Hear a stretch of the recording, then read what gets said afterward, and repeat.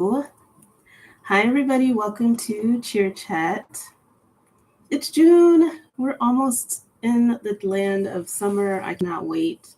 I hope you guys are having a wonderful week. Cheers. It's been a long day.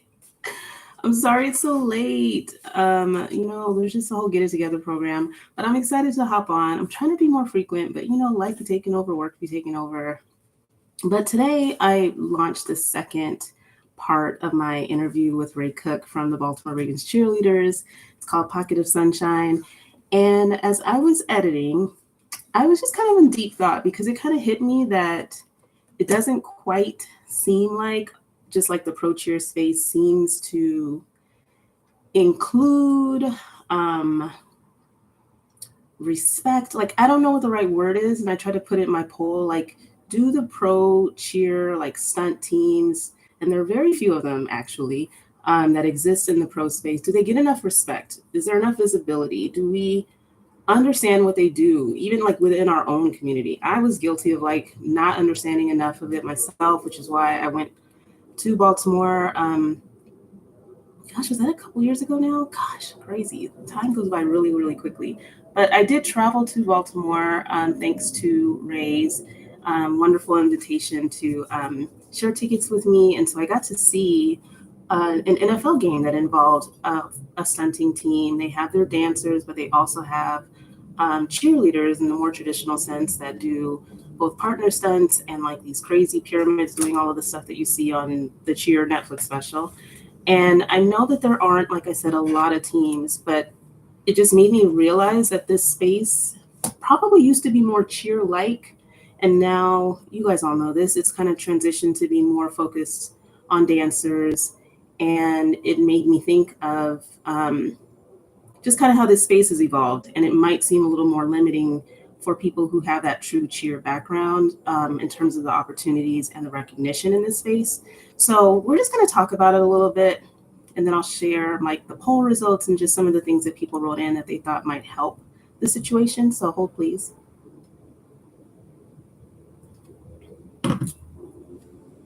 I just realized that I was not recording for the podcast. Oh my God. Whatever. It's fine. So anyway, let's get into it. So I put in the poll, do pro cheer slash stunt teams get enough respect? And I kind of was talking about amongst us, but we'll see how people interpreted it. It was a resounding 86% that said no, 14% that said yes. And so I think it's like I won't say unanimous, but it's pretty clear that people kind of like have the same sense that it's not really as acknowledged as a part of our space and respected in that way as maybe it should be. And we'll get into why. Some of the people said like the things that would help was just having a budget for these types of teams, and so that they can hold their tryouts, they can promote the teams, just having that exposure, like media coverage. I mean, you had like Netflix, for crying out loud, that was a big fat boom around cheerleading in the professional sense, like seeing kind of the competitive cheer space at the collegiate level. And I don't know why more pro teams didn't like hop on that. Maybe they did and then it fell off. I don't know. But like, it just seems like if there were coverage of the skill level and the complexity of the stunts, and promoted in that way, that maybe it would draw more attention to it. I question if it was kind of like a missed opportunity to really, similar to how we saw a bunch of hip hop teams forming for a while in the pro space. It would have been interesting if, with the popularity of cheer, if there was kind of this proliferation of, oh my gosh, we need to tap into this market. Let's get some cheer slash stunt teams in the pro space, right? That would have made a lot of sense if you ask me. And maybe they did, and then the interest fell off. I don't know. When I did like a little inventory of the teams that I was just aware of because of accounts that I follow, like you only have like, in the NFL, you have the Baltimore Ravens, you have the New Orleans Saints, and you have the Tennessee Titans. Those are the only cheer programs, unless I'm like missing something glaring, and I really don't think I am. Those are the teams that actually involve stunting as part of their game day entertainment. And then in the NBA, you have the Portland Trailblazers, you have the Chicago Bulls. I think you still have the Boston Celtics, excuse me. But there used to be Atlanta and there used to be the Utah Jazz. I don't know if there were more in the NBA. But you see, that's like a small handful of teams. And so, anyway, with the little amount of teams that we have, I was looking at the social media and kind of just seeing, are they really like promoting what they do in terms of the actual stunting, right? Because pictures are cool, but like from my perspective, I would want to see what they do on game day, like what those stunts look like. Show me all of the things, right? Because it is so impressive to watch that. And I know at the games that I've been to in Portland, where else have I been? Obviously, Baltimore. It is really exciting to watch them stunt. And like in Portland, they're stunting like in the, what do you call it? The concourse. They're stunting like in the hallways, if you will, going to your seat. They're everywhere, and it's really exciting to see that. I know I was curious, and I haven't. If anybody who's watching can write me later or whatever, um, but like, is there a limit on like what you're able to do on game day? Like, are you not really allowed to kind of touch the court and do your thing? Because this might be a stupid question. Hold on, let me drink before I ask it. Hold on. But the routines that people do that are part of these teams, like in the competition, like they work the whole entire season to do this one routine, right? And I don't know how long that routine is, but from what I've seen on game day, when like it doesn't seem like they're able to put that type of routine out like on the court. It's more like partner stunts, um, maybe like a basket toss of some sort. I'm totally making things up, but it doesn't seem like, except for the Baltimore Ravens and that one end zone performance that they do, where you're actually getting a full blown routine like what you would see in competition. Like, is there room to do that during a game? Is it logistically impossible? Like, do they only just do kind of like just stunts without having it necessarily be coordinated? I've seen enough to kind of, I think it's a mix of both, but I'm curious if there are any sort of like restrictions, like for an NBA game, for example, if they don't want too much of that going on the court because of whatever logistics. You got the towel boys, you got all sorts of stuff going on, and maybe that, but it doesn't really make sense because then you have like the dunking people doing all kinds of crazy stunts. So I'm just curious if, what you're doing in terms of game day involvement is not enough exposure to really showcase what you're able to do. Um, but I would love to see like a little mini competition style, like routine, that's more coordinated, of a performance, than individual partner stunts and different things like that. But anyway, I think how you're incorporated on game day really makes a difference, right? And if you maybe are doing, like I've seen, excuse me, there's a lot of bees in here. The Trailblazers, I've seen them do like performances with the other entertainment teams where it's kind of like this colossal performance that's got Rip City Crew, Blazer dancers, and their stunt team. And so maybe if it's more coordination like that, that'll make a difference as well. What else did someone say? Just kind of like giving them the ability to promote themselves. Like if they have restrictions on social media, um, it makes it a little difficult to kind of promote what you're doing if you don't have, like, some of them may not even have a social media account that's dedicated to the stunt team, which I think is also problematic. It would help if they could build their own brand and exposure and a way of interacting with fans. And I thought that that was a very good comment as well. Somebody also said like more community involvement to reach more fans, right? And so I don't know to what extent the stunting teams are looped into appearances and things of that nature, but any kind of outreach to college teams, doing clinics, like making money, trying to teach, some of the collegiate cheerleaders that are in your area on what it takes to be a cheerleader at this level in the pros. I think all of that helps to build exposure as well. But I just thought that we probably don't talk enough about kind of like the way we interchangeably use the words cheerleader and dancer. Like some people are really like, particular about not wanting to be like labeled as a cheerleader because they consider themselves a dancer, or cheerleaders who probably are coming into the space and kind of not feeling like maybe there's a place for them because it's so heavily focused on dance these days. And it's not that simple to be like, oh, you're a cheerleader, you cheered in college, why don't you go cheer for, X team in the NFL? And it's not like exactly the same style or the same thing. And I was, thinking about how that dynamic actually really is reflective of like, is there space for true cheerleading in the pro cheer community. Like, we don't talk about it enough. Clearly people agree that there's not enough respect for it. So like, what's the real deal behind that? And I think what I've noticed in terms of like even just NFL teams, cheerleading teams that, probably are heavy on the dance side, but on game day do things that I think are more of the traditional cheerleading style. Like, you know, put it this way. I don't want to do a demo, but it's a way to make it make sense to me. But like when you go to some games, some NFL games, when it comes to like cheering and cheerleading, like you're rallying and interacting with the fans during the game, but it's very much a look cute, rally, do this with your palms. You're not really like cheering. You're just out there looking amazing and doing a little, what I'm trying to say, right? It's like a little rally action. Other games that I've been to, like when I think of like Atlanta, or I see what the Minnesota Vikings cheerleaders do, or the Detroit Lions cheerleaders, like they're full on with signs. They have flags that they're freaking waving around, which to me, that would have been a lot for me personally.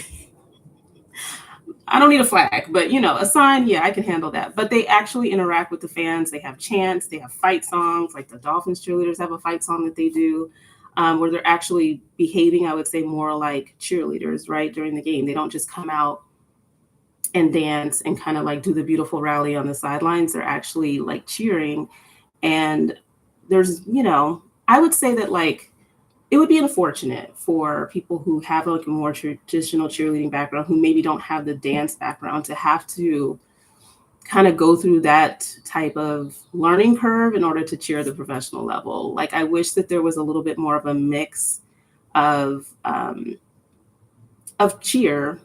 Like, do you guys think it's missing? I think it's, maybe there's a nice healthy balance of bringing more of the elements of cheer to our role versus it being like a dance team on a NFL turf. With the NBA, I could see them having like the stunt team and then the dance team.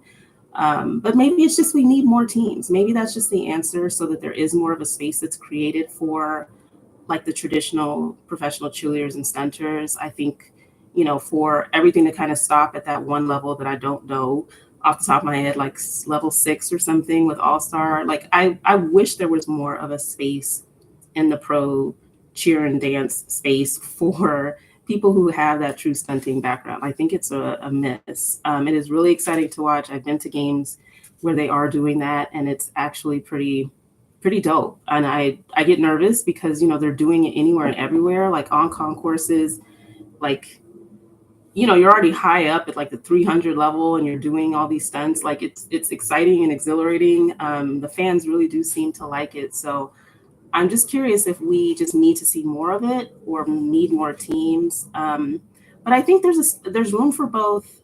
I think, I hope that people have the mindset that it's just as worthy of including in this, community and space. Like there shouldn't be a distinction between, oh, that's cheer, we don't do that, or you guys don't dance, so you're not whatever on this level. Like we're all one big community. And I think, I just kind of acknowledging that we don't talk about it enough and maybe we don't see it enough. I was really excited to have Ray on the show because I think it was great to talk about things that have not been talked about on the show before. But I hope that we're just mindful that there are other aspects to the pro cheer and dance space that aren't just like dance focused. And hopefully with more exposure, I mean, it's a freaking Olympic sport at this point. I don't know when the heck is happening in the Olympics, but I know it's been approved to be part of the Olympics. So maybe then when the popularity of that really explodes from being able to see that competition level at the Olympics, maybe the teams will revisit whether they should have okay, people, I hope you can't hear that. It's trash day tomorrow, but maybe the teams will see the popularity and growth of the sport by seeing it at the Olympic level, and maybe they will change their mind about whether to add an entertainment team that does that during games. That's all I kind of really wanted to touch on. Like, I think it's really interesting. I hope that we just see more of it, more teams, and actually more content around what they do, so that we can, I mean, even for myself, I can try to promote it more and appreciate it more because there's a lot there. So that was my little 2 cents on that. I think there's a lot of opportunity there for more coverage and more respect, more visibility, more exposure. So I'm going to use my platform to kind of shine a light on it. And I've been to one NFL game that's got it, stunting going on. I would love to get back to New Orleans. That's one of my favorite places to see either the Saints. I have not been to. Where are you guys for the Titans? Is it Memphis? Anyway, the point is, I like to hop up on a plane, but I've seen it a little bit of NBA stunting with the Bulls and the Blazers, but I think it's important to highlight them too. So I'll use my platform to do that. Is that Ray here? Hi. But yeah, Ray, I was just chatting about how we just need to see more of it and talk about more of like what this side of cheerleading means in our pro space. And so I thank you for shining a light on it. It was great chatting with you per usual. And I hope you guys enjoy the episode. It was really, we touched on a variety of things. And I hope to continue to shine a light on this aspect of our community, of our sport. And I hope everybody also thinks about the way that we show respect for that. Just show support, right? I think that's number one. It starts there, exposure, support, and talking about it. So that's my little cheer chat. I also have decided, because I know that there's rules and maybe there's a lot of interest, but I'm going to kind of do what I did before and pull my own videos from what's available online, so that we can finish up the playoffs. It'll be a lot easier this time of me digging up videos for each team, because I won't be doing it for like multiple rounds, like a new video each round. So I'm going to do what I got to do. I'm going to comb the internet, find the best videos I can find, and just kind of throw together the competition. NBA finals start tomorrow, and I want us to have something to appreciate as well. Good luck to both teams and their dancers for being a part of the NBA finals. It's so exciting. For everybody else, I'm sure you're either preparing for auditions in the NBA, still kind of going through auditions for some teams in NFL or training camp, etc.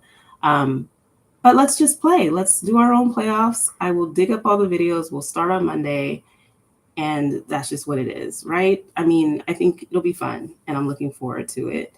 I hope you guys have a wonderful night. Thank you for everything, Ray. This was a great conversation. And again, y'all listen to the episode. Let me know if you have any questions. If there's any insight that I'm missing on this space, like I said, rules, restrictions, not enough coverage, dynamics with the ownership. Like, are you this redheaded stepchild of your organization because you're not part of the dance teams or, the cheer teams? Like, give me the kind of like the insight on that, because I just don't know. I mean, I know that I've heard different things about like, some of the, what do you call those, promotion teams kind of being like the redheaded stepchild of the entertainment teams of organizations. Maybe it's all good, but I just don't know if there are certain dynamics that might limit the amount of exposure or the things that you're able to do on game day. So enlighten me. I'm here to learn.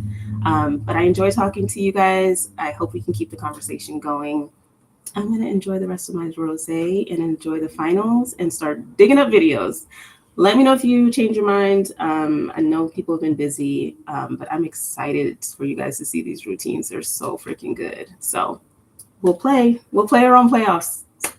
I will talk to you guys later. Have a wonderful night. Bye.